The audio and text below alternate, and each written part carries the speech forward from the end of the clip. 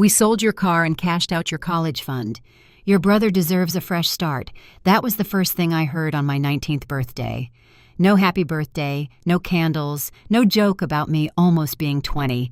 Just that sentence dropped on the kitchen table like a bomb. I was still in my pajamas, hair a mess, feet freezing on the tile. I had come downstairs because I smelled coffee and dared to hope there was a cake box hiding somewhere. Instead, there was a stack of papers. My mom sat on one side of the table, hands folded too neatly, eyes a little too bright, like she had practiced. This speech in the mirror. I stared at her, waiting for the punchline. It did not come. She pushed the top sheet toward me. "This is a loan agreement," she said. "Your brother owes $25,000. If you co-sign, the bank will restructure it. If you don't, we cannot afford both of you under this roof anymore." My name was already typed on the dotted line like, my decision was just a formality. My throat tightened. "You sold my car," I repeated slowly.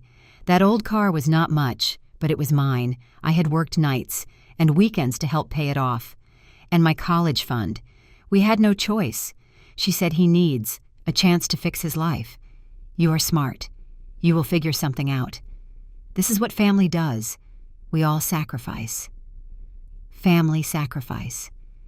Interesting choice of words for people who had just pawned off my future like it was a spare lamp in the garage. I wanted to scream. I wanted to flip the table, rip the papers, ask her if she ever once thought of what I wanted. But her eyes were already hardening like she was bracing for an argument she had decided not to lose. So I did the one thing she did not expect. I did not argue. I picked up the papers, my hand steady even though my heart was pounding. I scanned the lines, felt the weight of the trap she was setting for me, and calmly set them back down. "I hear you," I said quietly. Her shoulders relaxed a fraction, mistaking my silence for obedience. But in my head, something snapped into place. If they could decide my future without asking, then I could decide theirs without warning. They thought this was the day they backed me into a corner. They had no idea it was the day. I started planning my exit. This is only the opening move in a family betrayal that will turn my birthday into the day everything changes. If you think selling my car and cashing out my college fund is the worst thing they do, wait until you see how far they push me and what I do when I finally push back. Stay tuned. I did not sign anything at that table. I carried the loan agreement upstairs like it was a dead animal I could not quite bring myself to drop. My mom called my name once, then again, sharper, but I kept walking. My bedroom door clicked shut behind me, and the moment the latch caught, the mask slipped. My hands started shaking. I pressed my back against the door and slid down to the floor, the papers crumpling in my fist. 19. On my birthday.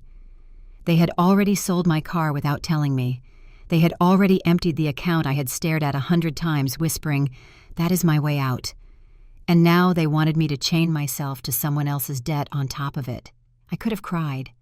Instead, I opened my closet suitcase first, then the small duffel bag. I moved automatically, like my body had rehearsed this moment in secret. For years. Essentials only. I actually wore my laptop, notebooks filled with unfinished stories. The worn paperback I reread when I needed, to remember there was a world beyond this house. Chargers, toothbrush, a folder of documents I kept in a shoebox under my bed, my birth certificate, my Social Security card, the last printed statement of my college fund from before I stopped checking because looking hurt too much. I glanced at the numbers. They had seemed small but precious back then, built from scholarship deposits and prize money, enough to make community college feel like a springboard instead of a dead end. Now they were just proof of what I had lost. A knock sounded at my door. My mom's voice came through. "Too bright. Have you looked over the papers? We need to go to the bank this afternoon." My heart pounded, but my voice came out calm. "I am reading them," I said. Not a lie. I did read them. Every line, every clause about what would happen if the primary borrower defaulted. Every sentence that tied my name to his mistakes, my credit to his record. Inside, a cold clarity, settled in. If I signed this, I was done. No apartment, no student loans in my own name, no clean break ever. I set the contract on my desk and opened my laptop instead. First search co-signing loan risks. Then what happens if you refuse to co-sign family debt? Then when my stomach twisted legally obligated if name already printed but not signed. The answer was simple. If I did not sign, I was not responsible. They knew that. That was why they were pushing so hard. Another knock louder this time. We do not have all day. My mom snapped ped. The bank closes at 4. I need some air, I called back. I'm going to the library to think. She can drive you, she started, then stopped herself. And the silence between us said it all. I did not have a car anymore. Fine, she muttered. Take the bus, but do not be dramatic, Lily. We are trying to fix this. Right, they burnt my bridge, and now I was the one being dramatic for not wanting to drown with them. I shoved my laptop into my backpack along with the loan agreement and my folder of documents. I grabbed my jacket and slung the straps over my shoulder. When I opened my door, my mom was standing in the hallway, arms folded.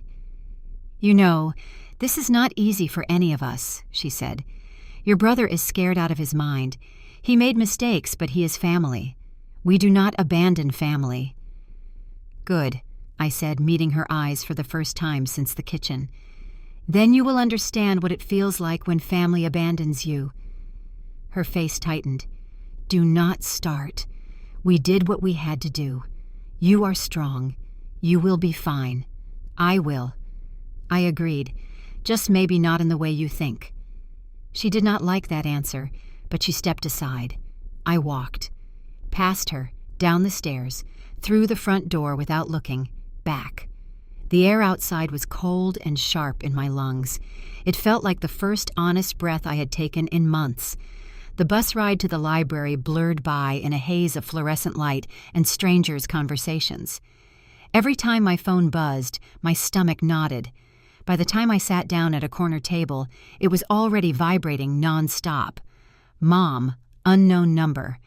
Then the name I had been avoiding, my brother. I stared at the screen until it stopped. Then it started again. Finally, I swiped to answer. Where are you? He demanded, voice rough, like he had been crying or yelling. She said you walked out. You cannot just disappear like that. We have a meeting at the bank. I am at the library, I said. Thinking about what? You just have to sign and they will restructure. It is not a big deal. Not a big deal. $25,000 tied to my name, to someone who had already proven they did not care about consequences. You know what it means if I sign, I said quietly. You know you cannot promise you will not mess up again. Silence crackled on the line. This is my second chance, he said. Finally, you are supposed to have my back. I had your back when you tanked, your first semester, and Mom used my savings to keep you enrolled. I had your back when you wrecked your old car, and they dipped into my fund to pay the difference. At some point, I am not your safety net. I am just the ground you keep smashing into. That is not fair, he shot back. But there was panic under the anger now. You are overreacting. Mom said, if you walk away from this, you walk away from us. Maybe she should have thought about that before she sold my car. I said, listen, I am not signing. I am not putting my name on your debt. Not this time. Not ever. You do not mean that, he whispered. But I did. For the first time, I did. I ended the call before he could argue. My hands were steady now, steadier than they had been all morning because the decision was made. I was done begging for a place in a family that had already chosen who was worth saving. This is where the line is drawn. Either I keep sacrificing myself for a brother who never learns, or I finally bet on my own future. You have heard what my mom put on the table. You have heard what I refused to sign. But you have not seen what happens when I stop playing by their rules and start quietly rewriting the script. Do not go anywhere. Once the decision not to sign solidified in my chest, the fear shifted. It did not disappear, but it changed shape from a vague dread into something sharper and almost useful. If I was not going to be their bailout, I needed to know exactly what they had already done in my name, information first, emotion later. I spread my papers out on the library table, the loan agreement, my old statements, the scholarship award letters I had printed from my own scrapbook. On my laptop, I opened my online banking and student portal accounts. Passwords I had memorized months ago suddenly felt like lifelines. The balance where my college fund should have been was brutally clear. 0, not a cent. I scrolled back through the transaction history. Withdrawals, transfers, fees. The dates lined up with the times my brother had emergencies. A tuition shortfall here, a medical bill there, a mysterious credit card payoff that I knew did not belong to me. It was not just one desperate decision, it was a pattern. Quiet withdrawals made behind my back, each one wrapped in the same excuse. We will fix it later. You will understand when you are older. Well, I was older and I understood perfectly. I opened another tab and started searching again. Legal rights, misused funds, family parent, drained college fund options. Financial aid appeal when savings stolen. The results were messy and terrifying, but buried in the NOIS were threads I could actually grab onto. I learned that the account had technically been in my name, but my mom had joint access as the initial adult custodian. Morally, it was theft. Legally, it was a gray area unless I took it to court, and even then the outcome was uncertain. But there was one thing I knew for sure. If they thought I would quietly shoulder debt after they drained my savings, they were counting on me being scared and ignorant. I was scared. I was no longer ignorant. A soft thump pulled me out of the spiral. A coffee cup slid onto the table in front of me. I looked up to see my friend standing there, eyebrows pulled together. "I tried texting," she said. "You ignored me, so I hunted you down. Happy birthday, I guess." I huffed out a humorless laugh. "You picked a great day to visit the crime scene." She glanced at the chaos of papers, then at my face. "Okay, that is not a midterms kind of mess. That is a my life, just exploded kind of mess talk." So I did. Not all at once, but in jagged pieces. The car, the fund, the loan, the ultimatum. Her expression shifted from confused to horrified to furious. "They did what?" she demanded too loud for the quiet floor. A few people looked up. She lowered her voice, but not the intensity. "You are not actually considering signing, right?" "I am not signing," I said. Saying it out loud made it more real. "But if I do not, they say I have to leave." She sat down, hard. "So leave. It is my home," I shot back automatically. Then I stopped. "Is it?" My home had become a place where my worth was measured in what I could sacrifice. She leaned in, elbows on the table. "You have been talking about getting out since we were 15. You have grades, talent, scholarships. You are the only one in that house who seems remotely prepared for adulthood. You do not need them to choose you. Choose yourself. I do not have a car. I do not have savings. I do not have rent money," I pointed out. "All I have is a duffel bag, a suitcase, and a brain that may or may not be worth anything to admissions committees." She rolled her eyes. "Stop. You have more than you think. You have me. I have a couch. My parents like you more than they like my brothers. We can figure out rent and part-time jobs later, and you can appeal your financial aid. You just need proof you are not the one who emptied the account." I glanced at the screen. I have timestamps. I have statements. I can request full records from the bank. An idea began to form, sharp and dangerous. If they think I am just going to sit there and act grateful, they are in for a surprise. Her lips curled into a grim smile. "Revenge via adulthood. I like it." "It is not about revenge," I said, but even I did not fully believe it. "It is about not letting them bury me with someone else's debt."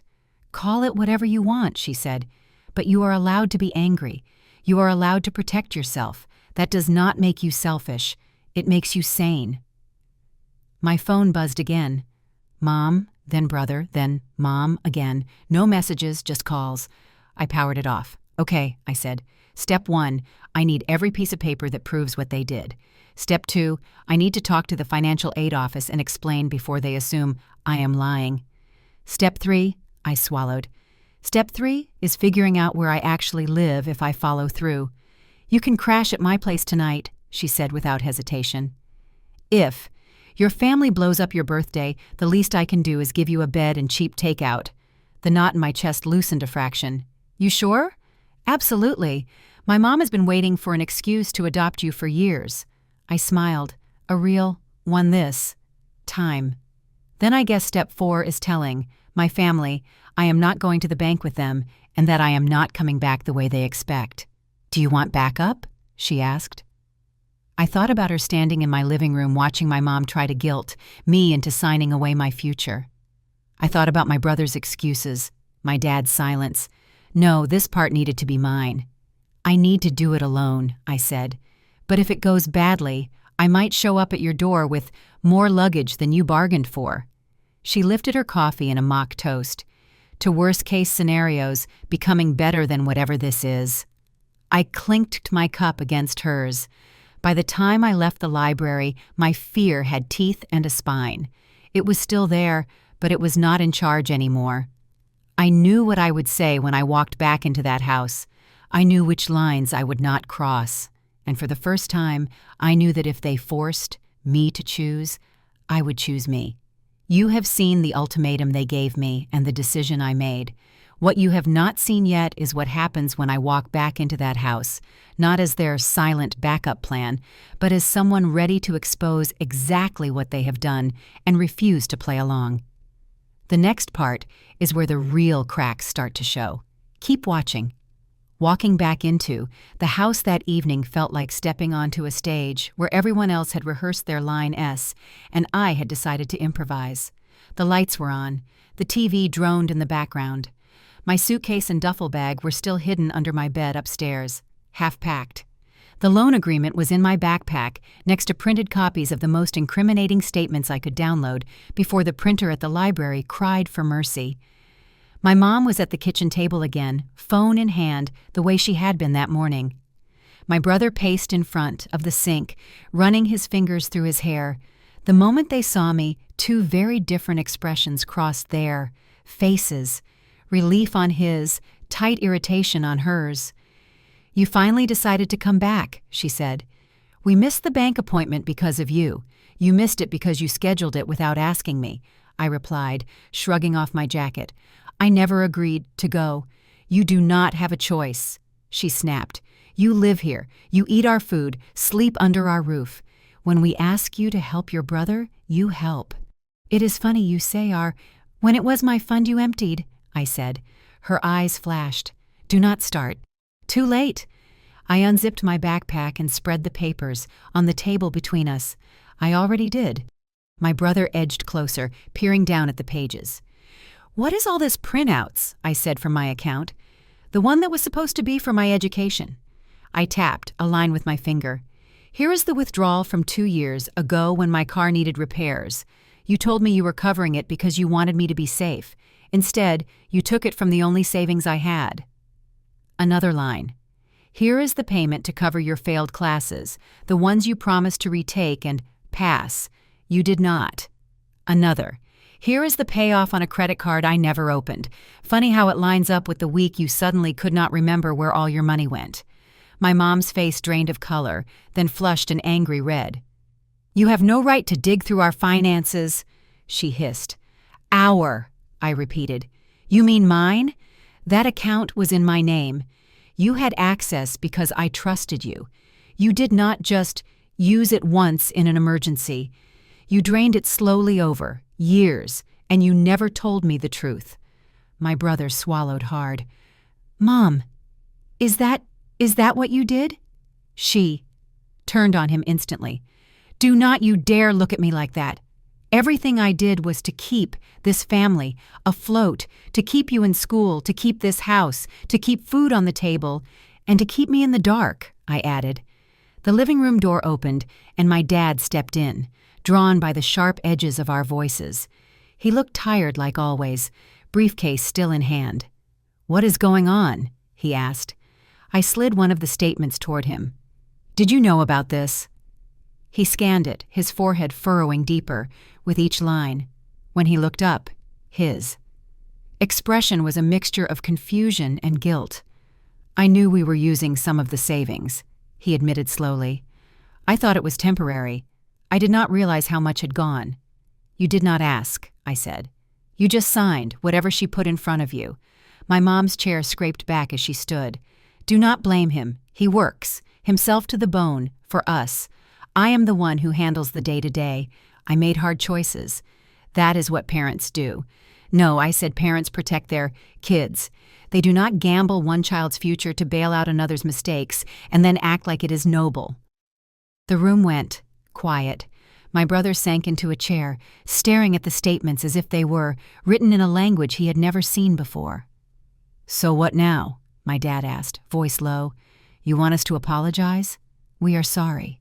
Truly, but the money is gone. We cannot change that." "I know," I said. "I am not asking you to magically put the money back."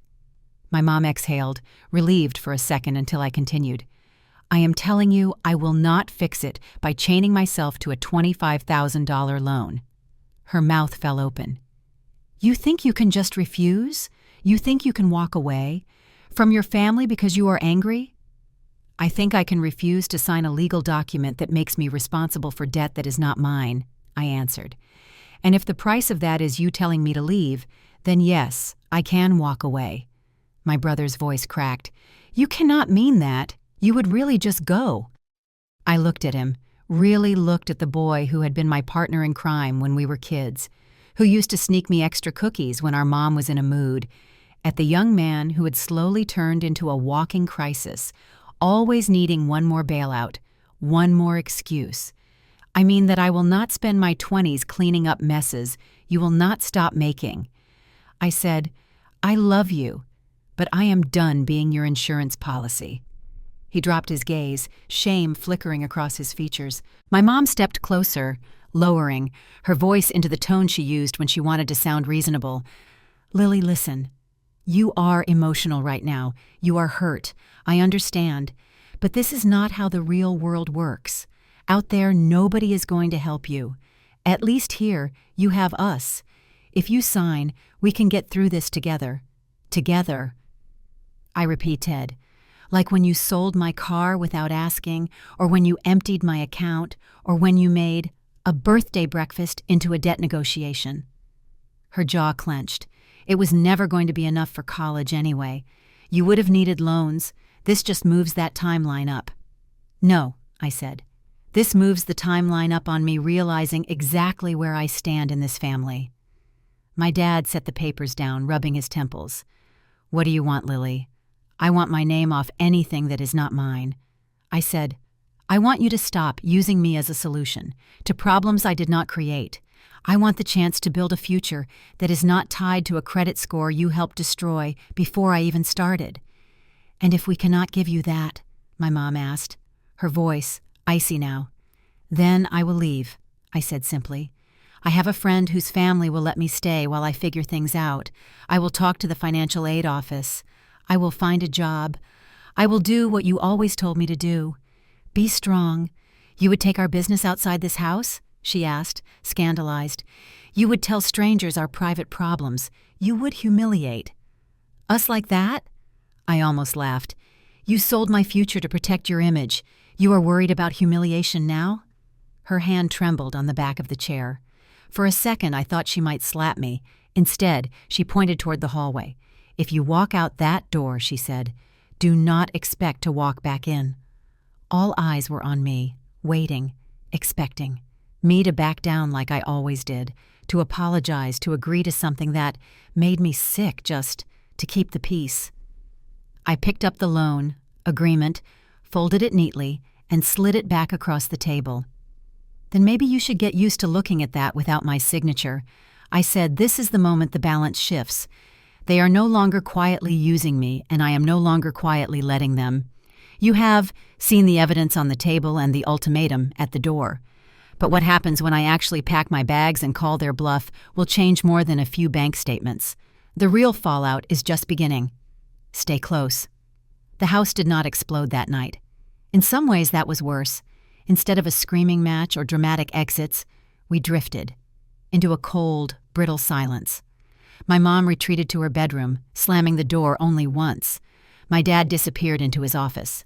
My brother vanished into the glow of his screen, thumbs flying over his phone, probably texting friends about how his life was over. I stayed at the table for a long time, staring at the loan agreement like it was a snake in a glass box, dangerous but contained, as long as I did not open it. Eventually, I gathered the papers, slid them back into my backpack, and went upstairs. My room looked the same as it had. That morning, posters on the walls, the stack of books I had been meaning to read, the chipped mug on my nightstand. But now, every familiar object felt temporary, borrowed. I pulled the suitcase and duffel bag out from under the bed and finished what I had started. Clothes, rolled tight, notebooks, laptop, chargers. The shoebox of documents went in last. I left behind the things that would not fit. The stuffed animal I had since I was 6. The framed photo of my family at a theme park before everything got so complicated. The trophies my mom insisted we keep on display even after the plastic started to yellow. At the bottom of the drawer, I found the keys to the car that was no longer mine. The dealership probably had it parked in a lot already. Price stickers slapped on the window. I held the keys in my hand for a moment, feeling the ghost of the steering wheel under my fingers, the way freedom had once sounded like the rattling engine and bad radio reception. Then I set the keys on my desk. They were useless to me now. My phone buzzed on my pillow, a text from my friend. My parents said, "It is fine. We cleared the couch. Come over whenever you are ready. We have pizza and ice cream, birthday emergency kit." My chest tightened with gratitude and grief in equal measure. This was not the 19th birthday I had imagined, but maybe it was the one I needed. I texted back, "I am leaving in the morning. It would have been easier to sneak out that night, to slip away while everyone slept, avoiding one last confrontation. But that was how I had lived my whole life in this house. Quiet, careful, invisible. If I was really going to change, I had to be visible at least once. I had to say the words out loud. So I set my alarm early and lay in the dark, listening to the muffled sounds of my family moving around the house. The creak of floorboards, the TV turning off, a door closing, another voices rising, then fading. At some point, my brother knocked on my door. "Come in," I said. He cracked it open, then stepped inside, hands jammed in the pockets of his hoodie. "You really are not going to sign?" he asked, skipping. "Hello?" "No," I said. He swallowed. "They are freaking out." "I know, they. Keep saying you will change your mind," he continued, eyes flicking to the half-packed bags. "They think you are just making a point." "I am," I said. "The point is that I am done letting them make decisions for me and pretending it is love." His shoulders sagged. "You are really going to leave for real?" I took a breath. "For real?" He sank onto the edge of my bed, staring at the floor. "What am I supposed to do?" "Figure it out," I said softer than I felt. "Like I have always had to." He winced. "That is not fair." "Neither is any of this," I replied. "But I am not the one who gambled with your tuition, or racked up credit card debt, or ignored every warning sign until it became a 5-figure problem. I am allowed to refuse to drown with you." He looked up, eyes shining. Are you going to hate me?" The question hit harder than I expected. "I do not hate you," I said. "I hate what you did. I hate that you keep letting Mom clean up your messes by burning my life down. I hate that you never asked what it cost me when they used my fund for your emergencies." "I did not know it was that bad," he whispered. "You did not want to know," I corrected. "Because then, you would have had to feel guilty." "Congratulations. Now you do."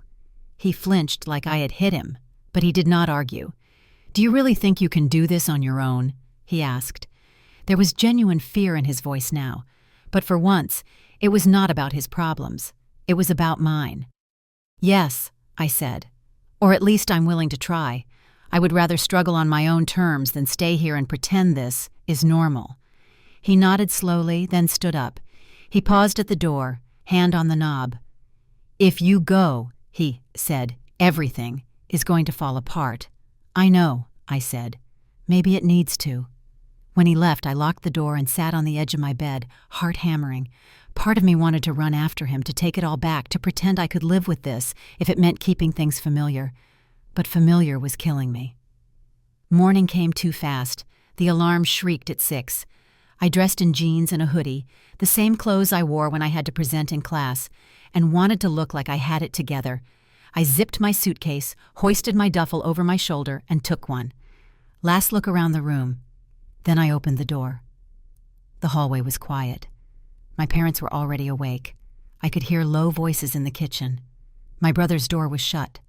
Light seeped out from the crack at the bottom. Step by step, I went downstairs. My mom stood at the counter with a coffee mug, eyes red-rimmed. My dad sat at the table, the loan agreement in front of him. Neither of them spoke at first. Finally, my dad cleared his throat. You are really doing this? Yes, I said. My mom's eyes flicked to the bags. So that is it? You are just leaving? After everything we did for you, something in me snapped. Everything you did for me? I repeated. You mean the years of telling me to work hard, save, be responsible, and then using my savings without telling me, selling my car behind my back, turning my birthday into a debt negotiation. That everything, she flinched. You are ungrateful. I am awake, I said. There is a difference. My dad pushed the loan agreement toward me. If you sign, you do not have to go, he said quietly. We can figure this out together. I will figure it out. I said, I just will not do it as collateral.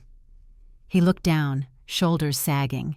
He knew on some level that I was right, but knowing and choosing to act on it were different battles. My mom put her mug down with a sharp clink. If you walk out that door, she said, repeating last, Knight's line like a script, do not expect us to rescue you when the real world chews you up. I do not, I said. That is kind of the point. I set my house, key on the table. The small metal sound felt louder than any shout. I will be in touch, I added, when I am ready. Then I picked up my bags and walked to the door. My hands were steady on the knob. Behind me, my mom said, my name one last time, a wobble in her voice that almost undid me. Almost.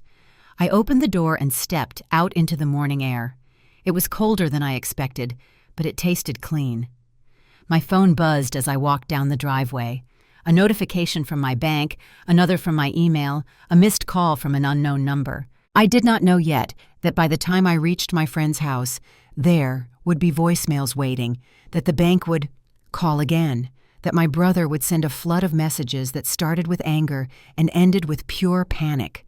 Because without my signature, his second chance was collapsing faster than anyone had planned. All I knew in that moment was that for the first time in my life, I was walking towards something that was mine instead of away from something that belonged to everyone else. This is where my quiet packing turns into a decision nobody in that house believed I would actually make. I have stepped out the door, but you have not seen what happens when the bank calls back. When my brother realizes I was the only thing keeping his life from imploding, and when my mom's control starts to slip in ways she never imagined. I did not cry until I was 3 blocks away from the house. It hit me at a bus stop of all places. One second I was dragging my suitcase over cracked pavement. The next my vision blurred and my throat burned. I sat down on the cold metal bench and buried my face in my hands, breathing through the ache. I was not crying because I regretted leaving. I was crying because it should never have come to this. By the time I reached my friend's house, I had mostly pulled myself together. Her mom opened the door before I could knock twice.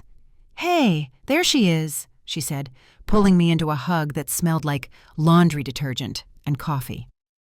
Happy birthday, sweetheart. Rough one, huh? My voice wobbled. You have no idea. Actually, she said gently. I think I do. Come in. We will figure this out. The couch was already made up with clean sheets and a ridiculous number of pillows. There was pizza on the coffee table and a cheap grocery store, cake with my name scribbled on top in slightly crooked blue icing. Someone had stuck 19 candles into it, unlit. We were not. Sure if you would make it, my friend admitted, lighting a match. But we thought, just in case, I stared at the cake, at the tiny flames flickering to life. 19 wishes, if you believed in that sort of thing. I did not really, but I closed my eyes anyway and made exactly one. Let this not be for nothing. When I blew out the candles, the room smelled like smoke and sugar and something like possibility. We ate pizza and cake and watched some stupid show none of us really paid attention to. My phone sat on the coffee table, screen down. I could feel it buzzing intermittently like a heartbeat out of rhythm. You can check it, my friend said finally, or you can turn it off again. Your choice. I flipped it over. Missed calls, voicemails, texts. Mom, call me back right now. Mom, I am serious. Young lady, Dad, please, let us know you are safe. Brother, what are you doing? Brother, they are losing it. Brother, the bank called. That last one made my stomach drop. I opened his message. Brother, they said you did not show and never signed. They are saying I do not qualify for restructuring without a co-signer. If this goes to collections, I am screwed. Another ping. Brother, you have to fix this, please. I stared at the screen until the words blurred. Then I took a slow breath and typed back. Me. I told you I was not signing. I meant it. Me. You need to talk to them yourself and figure out what your options are. The reply came fast. Brother, there are no options. They said my credit is already trash. They will tack on fees. They can sue. You do not understand. My chest tightened. I did understand. That was the point. Me. I am sorry you are scared, but I am not tying myself to your debt. I am done being the backup plan. There was a long pause, then one final message. Brother, if this ruins my life, it is on you. The words were like a punch, but under the hurt, a colder thought settled. No, it is on you. You made the choices. I am just refusing to hide the consequences. I put the phone down. You okay? My friend asked quietly. No, I said honestly, but I'm not going back. Good, she said. Sometimes not okay is still better than what you left. The next few days blurred into a new kind of routine. I slept on the couch, woke up early, and spent hours on the phone and in front of a screen untangling the mess. My parents had wrapped around my life. First the bank. The loan officer sounded surprised when I called. You are the co-signer? He asked. I was supposed to be, I said. But I have not signed anything, and I am not going to. I wanted to make sure that is clear on your end. He hesitated. Our records show your name on the documents, but if you have not signed, you are not legally obligated yet. However, my college fund was used for his debt without my consent. I cut in. I am 19. I did not authorize any of those withdrawals. There was a pause. I could almost hear him recalibrating. Ma'am, I am not in a position to weigh in on family financial disputes, he said finally. But if you believe your funds were misused, you may want to speak to an attorney or financial counselor. As for this loan, if you do not sign, your brother remains solely responsible. We will be in contact with him directly. Good, I said. That is how it should be. Hanging up felt like cutting the last thread they had tried to loop around my neck. Next, the financial aid office.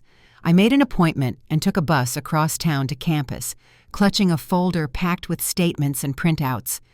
The counselor was a woman with kind eyes and a tired posture that said she had seen too many stories like mine. So she said after I finished, your parents drained your college savings that were in a custodial account and now expect you to take on additional debt in your name to cover your siblings' loans. Pretty much, I said, the words flat from overuse. She sighed. I am sorry, that is a lot. Can I do anything? I asked. Or am I just stuck paying for their choices for the rest of my life? Well, she said slowly, we cannot give legal advice, but in terms of financial aid, there are some options. Most students under 24 are considered dependent, which means we use parental income and assets. However, in cases of abuse or unusual circumstances, we can file a dependency override. It is not guaranteed, but she tapped the folder between us. This, she said, is a lot of documentation. Hope flickered, small but stubborn. What would that mean exactly? It would mean we evaluate you based on your own financial situation, not your parents', she explained. You would need to write a statement describing what happened. We might ask for letters from third parties who are aware of your situation, a counselor, a teacher, a family friend. But if it is approved, your aid package could change significantly. And my parents? I asked. She looked at me steadily. They would not have the same access to your information anymore, and you would not be expected to rely on them financially. A breath I had not realized I was holding left my lungs all at once. I want to do that, I said. Whatever it takes. I am done being their resource. Okay, she said. We will start the paperwork. When I stepped back out into the sunlight, the campus looked different. Not magical, not fixed, but possible. I went straight to the student jobs office. By the end of the week, I had an interview for a part-time position shelving, books at the library, and another for working the front. Desk at a residence hall. It was not glamorous. It was not enough on its own. But it was something. While my future was being rebuilt from scratch, my family's carefully constructed illusion was crumbling. The voicemails from my mom shifted tone over time. The first few were pure anger. "How dare you involve strangers?" she snapped in one. "Do you know how this makes us look? You are airing dirty laundry all over town." I had mentioned what happened to the counselor and to a trusted teacher who agreed to write a letter for my appeal. Word spread like it always does, in small communities. The next batch of messages were guilt trips. "We sacrificed so much for you." She said, "Do you think we wanted to use that money? We had no choice. You are tearing this family apart." Then came the panic. "The bank is calling nonstop," she said, voice shaking. "Your brother is falling apart. They are saying things about collections and garnishment. We would not be in this position if you had just signed like we asked." I listened to that one twice, then deleted it. My brother's text swung wildly between blame and desperation. "You ruined everything. Please, I am begging you. Just sign this one and I swear I will change. If they take me to court, it is on you. I cannot sleep. I cannot eat. I screwed up." "Okay. Is that what you want to hear? Just fix it." I typed and erased a dozen replies before sending the only one that mattered. "Me. I hope you do change, but that is on you, not on me." His last message came late one night. "Brother, they said if I do not work out a payment plan, they can garnish wages when I get a job. I do not know what I am supposed to do." "Me. Get a job. Make a plan. Talk to a counselor. Stop pretending this is happening to you instead of because of you." He did not answer. Days turned into weeks. I got the job at the library. I spent evenings reshelving books and mornings filling out forms and writing my statement for the aid office. "I love my family," I wrote, "but they have repeatedly used my resources without my consent to solve problems I did not create. And when I refused to sacrifice any further, they threatened to make me homeless. I am asking to be evaluated as an independent student so I can pursue my education without being financially bound to their choices." I did not use the word revenge anywhere. But as I sealed the envelope, I realized something. This was revenge. Not the dramatic movie kind with screaming and courtroom showdowns. A quieter kind where I stopped playing the role they wrote for me and started writing my own. Where the consequences they had been shielding themselves from finally landed where they belonged, not on me, on them. You have now seen the first cracks. The bank calling, the aid office listening, my family's control slipping through, their fingers, But the real impact does not hit until later, when decisions on paper turn into changes in real life, when their world shrinks while mine slowly expands, and when I have to decide what kind of relationship, if any, I still want with the people who sold my future. The email from the financial aid office came on a Tuesday afternoon while I was on my break at the library. Subject: Dependency Override Decision. My hand shook as I clicked it open. "A Dear Lily," it began. "After reviewing your documentation and personal statement, the Commit-EE has approved your request for a dependency override. Your financial aid package has been recalculated based on your independent status.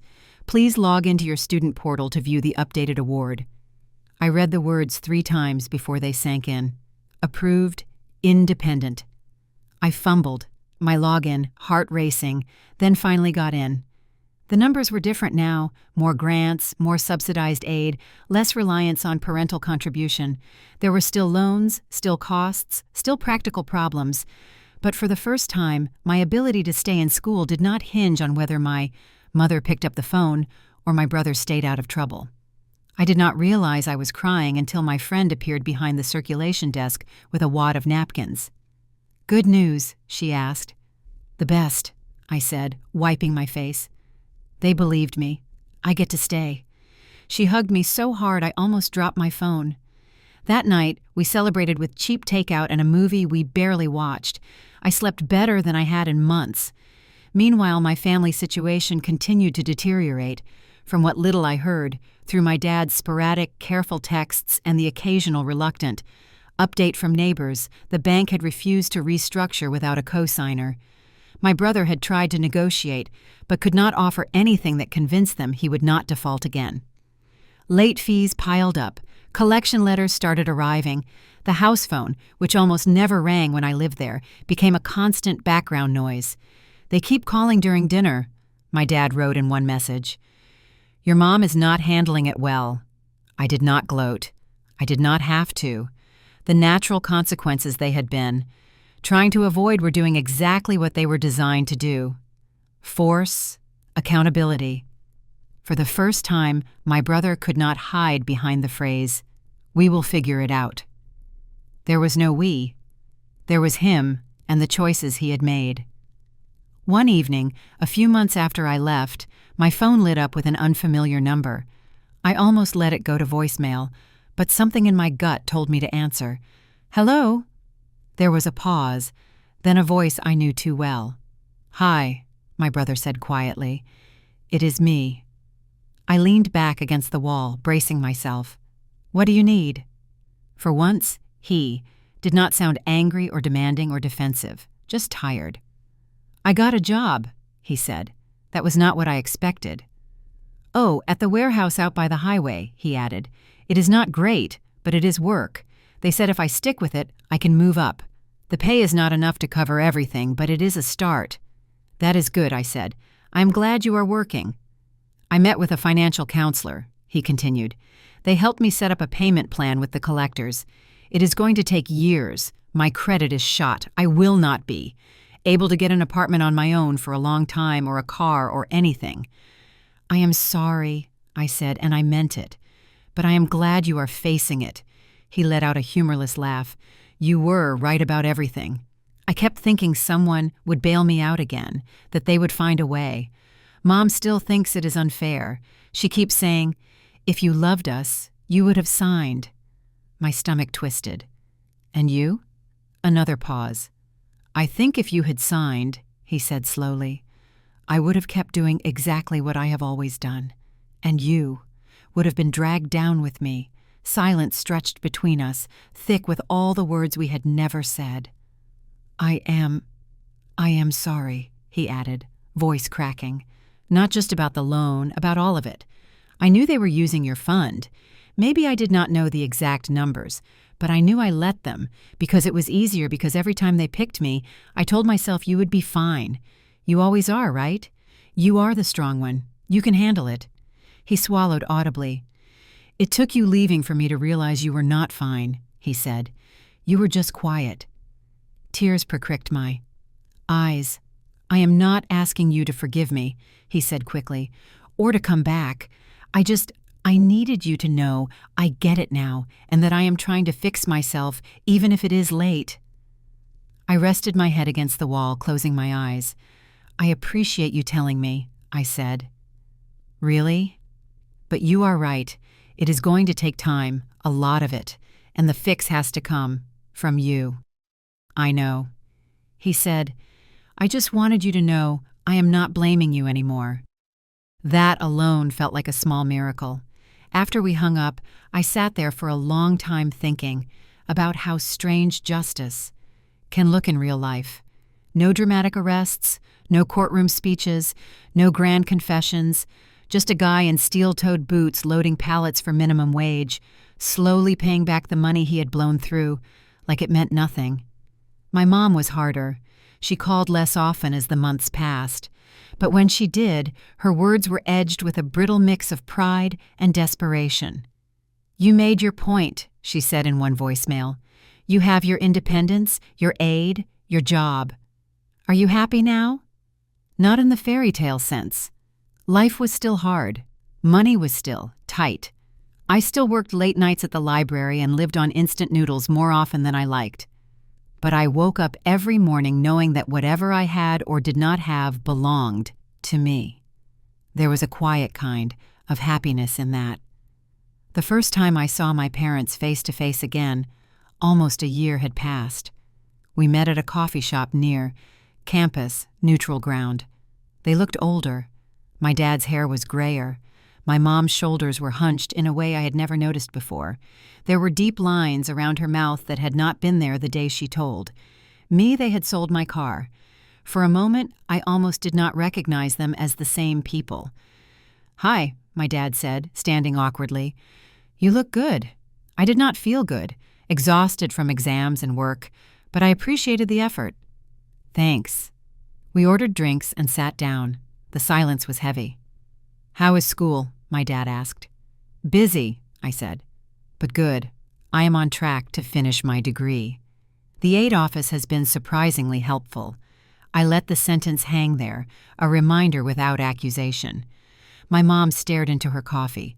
"We heard," she said finally, "about the override, about the appeal.